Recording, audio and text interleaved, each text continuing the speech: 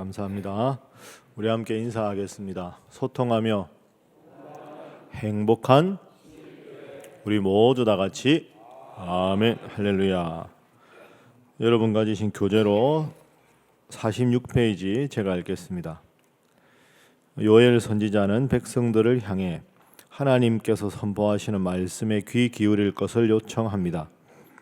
메뚜기 때 습격이 있을 것이며 그로 인해 온 땅이 황폐하게 됨으로 인해 울며 애곡하게 될 것이라 예언합니다. 결국 백성들이 해야 할 일은 참담한 현실에 대한 탄식과 성전에 모여 금식하며 부르짖는 것밖에는 없음을 말합니다. 오늘부터 우리 요엘서 말씀을 잠시 묵상을 하겠습니다. 요엘은 하나님의 선지자입니다. 그러니까 요엘서는 선지자 요엘에게 주신 하나님의 말씀이다. 우리가 이렇게 이해를 하면 되겠습니다. 그런데 이 요엘서는 좀 특별한 재앙을 만나는데 그 재앙에 대한 해석이 등장합니다. 메뚜기 재앙이 1장에 나옵니다. 자, 여러분 한번 보십시오. 자, 1장 2절 말씀해 보면 늙은 자들아 너희는 이것을 들을지어다. 너희의 날이나 너희 조상들의 날에 이런 일이 있었느냐? 너희는 이 일을 말하라 하고는 4절.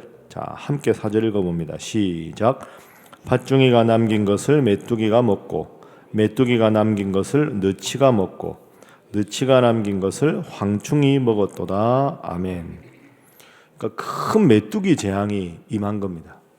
근데 이게 우리하고 참 문화가 다르죠. 우리는 메뚜기 하면 그냥 이렇게 톡톡 튀어다니는 그냥 곤충이고 어릴 적에 메뚜기 뭐 구워 먹는다 이런 말도 하는데, 그런데 이 당시에 여기 있는 이 메뚜기는 어마어마하게, 그러니까 하늘에 있는 태양이 보이지 않을 정도로 수백만 마리가 그냥 하늘을 깜깜하게 덮어서 날아다니면서 재앙을 주는 메뚜기입니다.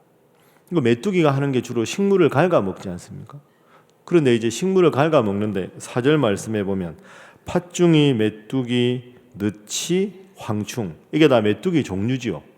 그러니까 메뚜기가 식물을 갉아먹고 거기서 남은 줄기나 좀 단단한 부분을 그 다음에 다른 종류의 메뚜기가 또 갉아먹고 그 다음에 또 갉아먹고 또 갉아먹어서 모든 지면의 식물들과 모든 걸 다 초토화시켜버리는, 그 실제로 아프리카나 이 영상을 보면 이 메뚜기가 지나간 자리에는 아무것도 남는 게 없습니다.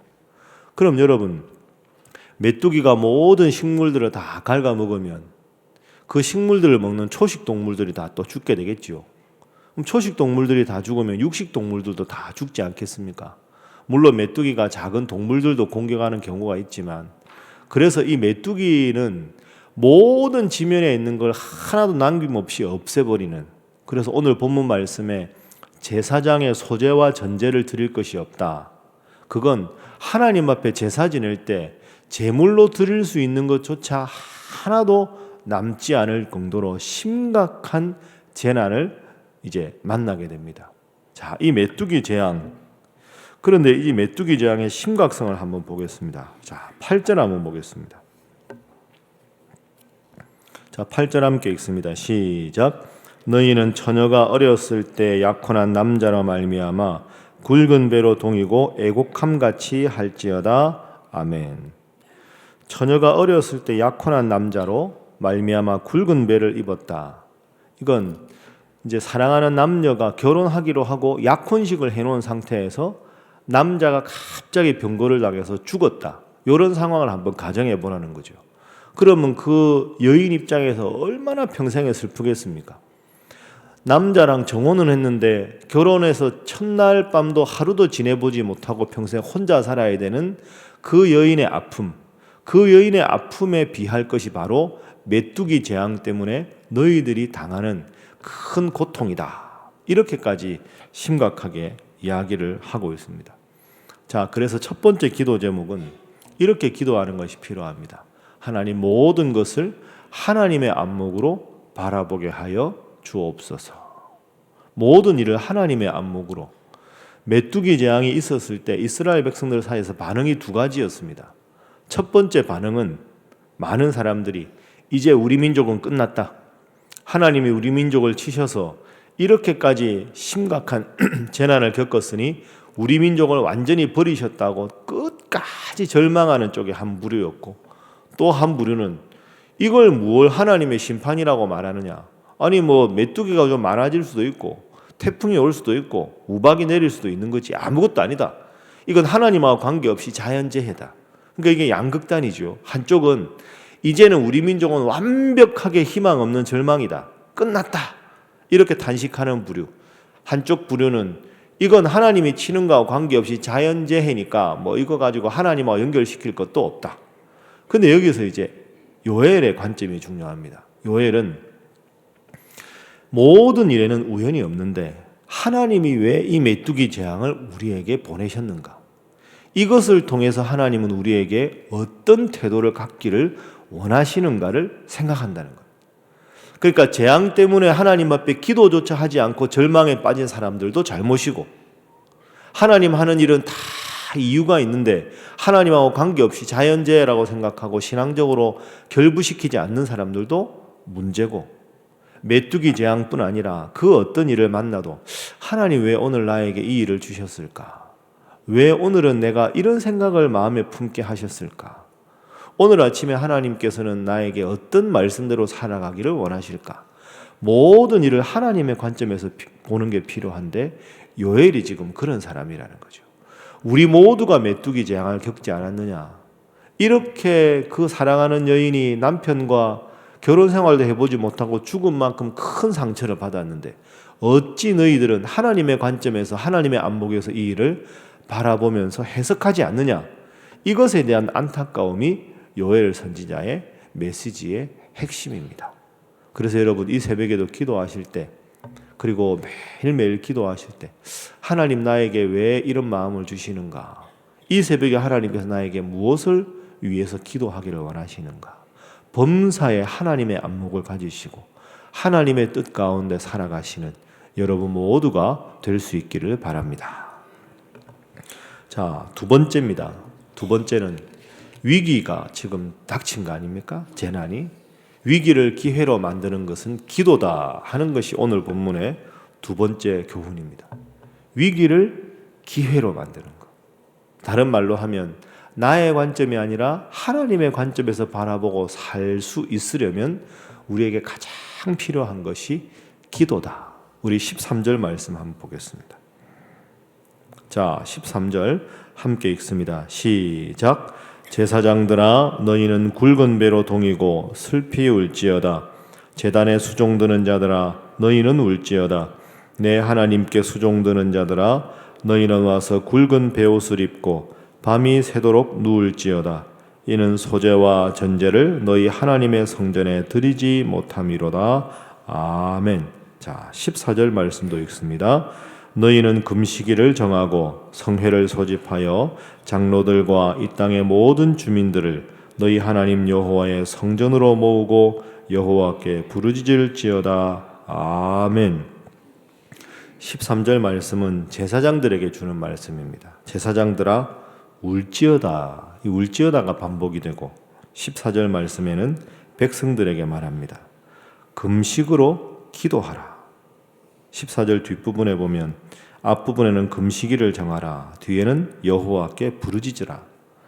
그러니까 범사에 하나님의 안목으로 가지고 살아가고 또 고통 가운데 하나님 뜻을 알기 위해서는 기도해야 한다.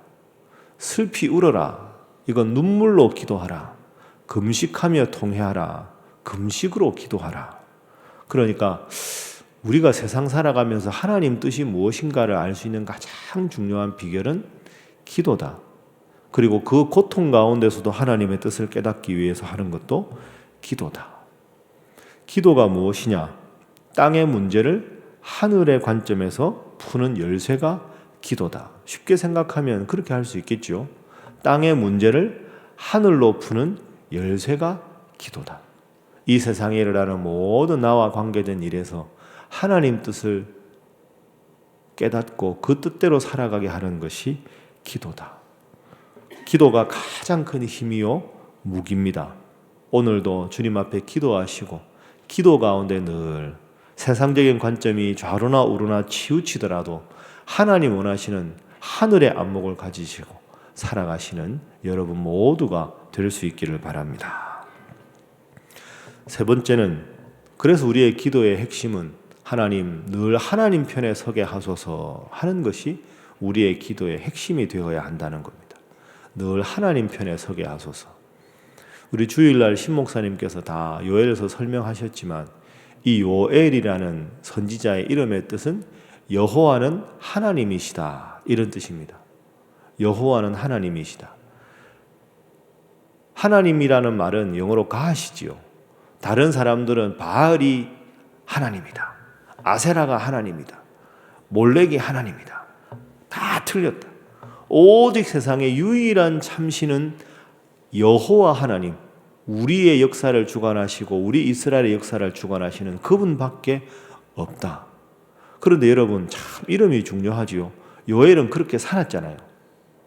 이것은 재난이라서 기도할 필요도 없다. 이것은 그냥 지나가는 것이라서 신앙과 관계없다가 아니라 메뚜기 재앙을 통한 하나님 뜻이 무엇인가? 이 일을 통해 하나님 나와 우리 백성에게 무엇을 원하시는가? 늘 하나님 원하시는 것을 물어서 정말로 이 세상의 참신이 이 역사를 주관하시는 분이 여호와 하나님밖에 없다는 것을 자신의 삶으로 증명하고 보인 분이 이 요엘 선지자입니다. 그럼 오늘 우리가 요엘서 1장을 읽으면서 우리의 기도가 이렇게 되어야 하지 않겠습니까? 하나님, 저를 통해서 하나님의 모습이 드러나게 하시고, 저를 통해서 하나님의 뜻이 무엇인지 드러나게 하시고, 저를 통해서 슬픔을 만난 사람 하나님의 위로를 경험하게 하시고, 저를 통해서 하나님 믿는 사람이 어떤 사람인지를 보이게 하여 주옵소서. 그래야 우리 한 사람 한 사람이 요엘 되라 하는 것이 이 새벽에 하나님께서 우리를 부르신 뜻인 줄로 믿습니다. 그래서 우리가 이 새벽에 이렇게 기도하겠습니다. 하나님, 모든 일을 하나님의 안목으로 바라보게 하시고 이 일을 위해서 기도하게 하시고, 기도하여 우리를 통해 하나님이 드러나시고 하나님 영광받는 나날들이 되게 하여 주옵소서. 기도하셔서 날씨가 많이 춥습니다. 영육간에 강건한 여러분들 되시기를 주님 이름으로 축복합니다. 다 함께 주신 말씀 생각하면서 함께 기도하겠습니다. 주여 믿습니다. 주여 믿습니다. 주여 믿습니다.